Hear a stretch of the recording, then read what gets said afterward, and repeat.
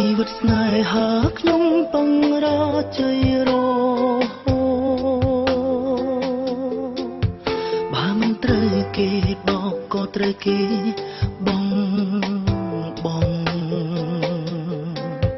តាំងពីចេញមានស្នេហ៍ជួបតែមនុស្សមិន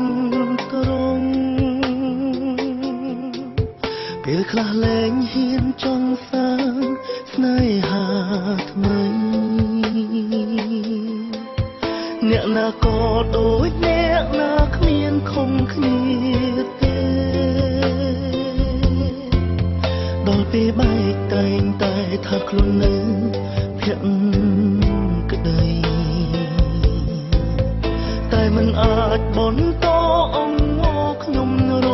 កថ្មី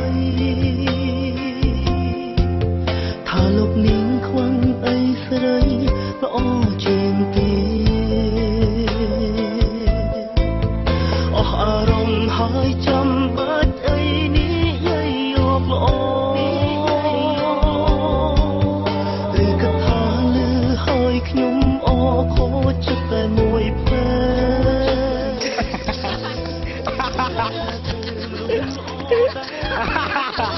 សម្លាយជួយ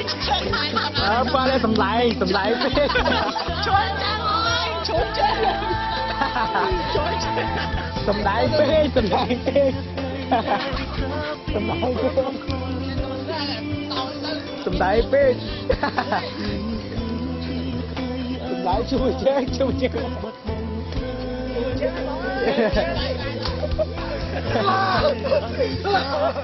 សម្លាយទេ Boy, you have